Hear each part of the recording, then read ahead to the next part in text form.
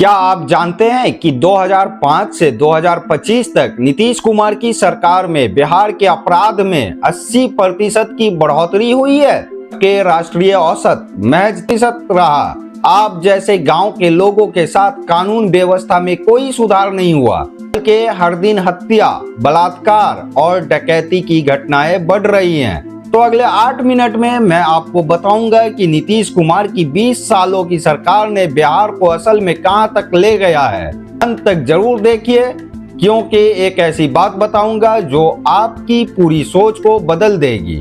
नमस्कार दोस्तों, मैं हूं इकबाल और ये वीडियो सिर्फ उन लोगों के लिए है जो सच जानना चाहते हैं, जो गांव में रहते हैं, जिनके परिवार में हत्या की खबरें आती हैं, जिनके बच्चों को काम न मिलकर शहर जाना पड़ता है। अगले 8 मिनट में जो तथ्य मैं आपको दूंगा वो मुख्य धारा की मीडिया कभी नहीं दिखाएगा, क्योंकि वो सरकार के साथ समझौता कर चुका है। आप कमेंट में जो लिख रहे हैं कि हमारे गांव में रोज किसी का खून हो रहा है, हमारे लड़कों को नौकरी नहीं मिल रही, ये आज का विषय है। तो आइए सत्य को खोजते हैं। दोस्तों, मेरे एक चचेरे भाई थे, वो बिहार में एक छोटे से गांव में रहते थे। 2010 में नीतीश कुमार की सरकार बन गई और हर ओर बातें थी कि बिहार बदल जाएगा, कानून व्यवस्था ठीक हो जाएगी। पर क्या हुआ?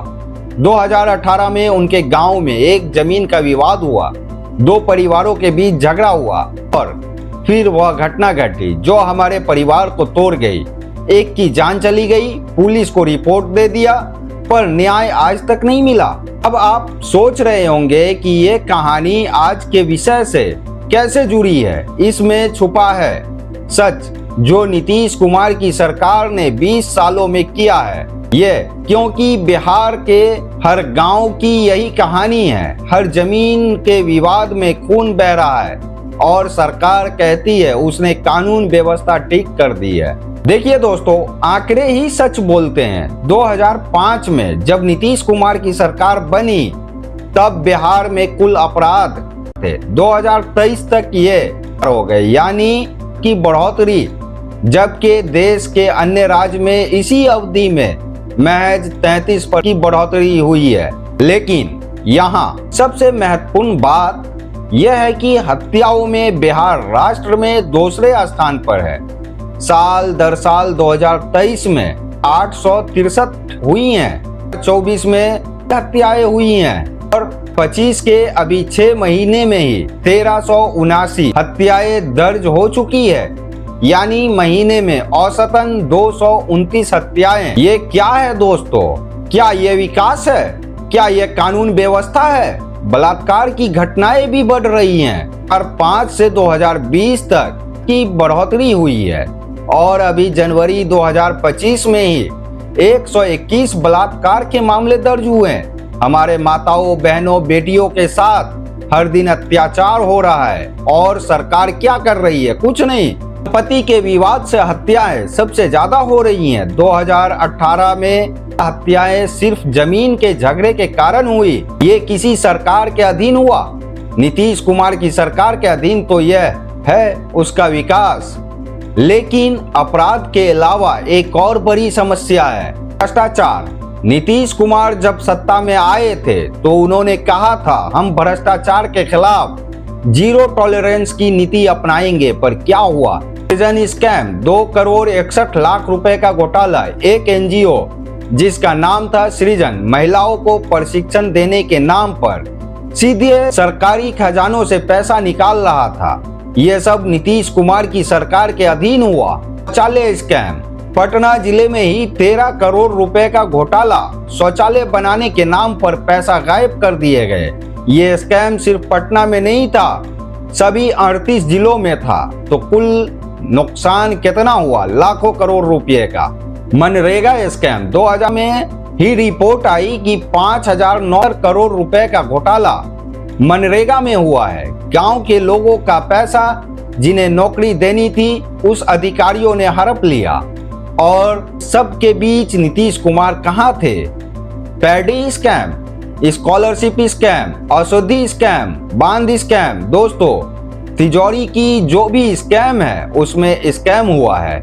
और विपक्ष कहता है कि कम से कम 45 प्रमुख स्कैम हुए नीतीश कुमार की सरकार में। लेकिन रुकिए, अभी और भी गंभीर समस्याएं हैं। शिक्षा, नीतीश कुमार ने बहुत सारी महान योजनाएं बनाई, लड़कियों को साइकिल देना, कंप्यूटर देना, पर क्या साक्षरता बढ़ी?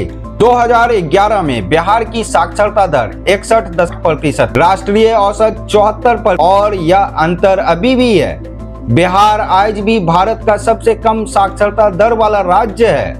20 साल की सरकार के बाद भी 10वीं कक्षा के छात्रों का जो पास करने का दर है वो 55.4% है, जबकि राष्ट्रीय औसत 86% है। यानी हमारे बच्चे पढ़ ही नहीं रहे हैं।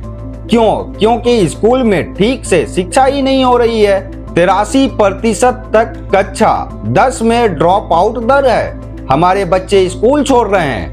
बिहार में 42.9% बच्चे कुपोषित हैं। 70% बच्चे में एनीमिया है। ऐसे बच्चे को पढ़ाना कैसे मुमकिन है? नीतीश कुमार की सरकार इसके लिए क्या किया? और सबसे बड़ी त्रासदी यह है, बिहार के लोग अपना घर छोड़कर चले जा रहे हैं। अभी 2025 में ही लगभग 3 करोड़ बिहारी अपने प्रदेश के बाहर काम कर रहे हैं। यानी हर 4 में से 1 बिहारी अपने घर से बाहर हैं। 2011 की जनगणना में 1 लाख प्रवासी थे, अब 3 करोड़ हो गए हैं, यानी 30% की वृद्धि। और यह पलायन क्यों हो रहा है? क्योंकि बिहार में नौकरियां नहीं है। बेरोजगारी दर 6.9, जबकि राष्ट्रीय औसत से काफी कम है। लेकिन सबसे दर्दनाक बात यह है कि यह मजबूरी का पलायन है। हमारे लड़कों को घर से दूर दिल्ली, गुजरात, बेंगलोर में मजदूरी करनी पड़ रही है। क्या यह विकास है? क्या यह सुशासन है? अब आइए एक बहुत महत्वपूर्ण बात की ओर। दलितों की स्थिति 2000 में एक सर्वेक्षण किया गया। 18,561 परिवारों का 25 जिलों में क्या पता चला? 62% दलित अभी भी निरक्षर है, 63 बेरोजगार है, उनकी औसत मासिक आय 6,004 है, दिन में 200 रुपया। किसी का जीवन यापन हो सकता है इसमें? और सबसे शर्मनाक बात, 2013-14 में दलितों के लिए बजट आवंटन था जो 2025 में घटकर 2 पर गया। यानी दलितों के लिए सरकार का आवंटन आधा हो गया। यह है नीतीश कुमार का सुशासन। हाँ, नीतीश कुमार की सरकार में सड़कें बनाई हैं। पटना में जेपी गंगा पथ बनाया है जो 3,831 में बना। प्रमुख राजमार्ग बनाए, पुल बनाए। पर क्या इससे बिहार की समस्या हल हुई? आधुनिक सड़कें हैं पर नौकरियां नहीं, अच्छे रास्ते हैं पर बिहार के लोग अभी भी बाहर जा रहे हैं। सड़कें भले ही अच्छी बन गई हैं पर कैपिटा आय बिहार में लगभग 40,000 रुपया है, जबकि केरल में है। तो ये सड़कें किस फायदे की है? दोस्तों, मेरे गांव में राम प्रसाद नाम का एक किसान, में उन्हें उम्मीद थी कि नीतीश कुमार की सरकार आने से उनकी समस्याएं हल हो जाएंगी। पर आज 20 साल बाद वह भी बिना किसी आस के पड़े हैं। उनकी बहू को 2020 में बलात्कार की शिकायत दर्ज करानी पड़ी। पुलिस ने हिफाजत में सुरक्षा नहीं दी। आरोपी आजाद घूम रहा है। हमारे गांव के हरि मोहन कम से कम 2-3 हत्याएं हो रही हैं। जमीन के विवाद में, दहेज के विवाद में, प्रेम प्रसंग में, और हर बार पुलिस देरी करती है, न्याय नहीं मिलता। लेकिन सबसे दर्दनाक बात, हमारे गांव से हर महीने 5-10 लड़के दिल्ली, मुंबई चले जाते हैं क्योंकि यहाँ कोई काम नहीं है। वह बेरोजगारी घर बैठ रह जाएं तो अपने और अपने परिवार का पेट कहां से पाला जा सकता है? यह है नीतीश कुमार का विकास और यह है उसका सुशासन। 20 साल में कोई बुनियादी बदलाव नहीं। तो अब सवाल क्या है? क्या किया जाए? क्या हम सब बस बैठकर देखते रहें? नहीं दोस्तों, अभी भी समय है। 2025 के विधानसभा चुनाव बहुत महत्वपूर्ण है। हमें ऐसे नेता को वोट देना चाहिए जो वास्तविक परिवर्तन लाए, ना कि सिर्फ सड़कें और पुल बनाए। पहली कार्रवाई अपने मतदान का अधिकार का प्रयोग करें, सोचकर वोट दें। नीतीश कुमार को 20 साल का मौका दे चुके हैं, अब किसी नए को दीजिए। दूसरी कार्रवाई, अपने इलाके के स्थानीय नेताओं को दबाव डालें, उन्हें बताएं कि अगर अपराध कम नहीं हुआ, अगर नौकरियां ना बनी तो अगली बार उन्हें वोट नहीं देंगे। तीसरी कार्रवाई, इस वीडियो को अपने गांव, अपने परिवार में, अपने दोस्तों में शेयर करिए। हर गांव के लोगों को यह सच जानना चाहिए। अभी अगर हमने एक्शन नहीं लिया तो 2030 तक बिहार की स्थिति और भी खराब हो जाएगी। उस समय तक हमारे बच्चे की एक पूरी पीढ़ी बेरोजगार हो चुकी होगी, अपराध और भी बढ़ चुका होगा। समय अभी है, बहुत कम समय है। दोस्तों, अंत में एक ही बात कहना चाहता हूं, नीतीश कुमार ने 20 सालों में बिहार के बाहरी ढांचों को बदला है। सड़कें बनी, पुल बने, बिजली आई, पर अंदर से बिहार वैसा ही रहा है।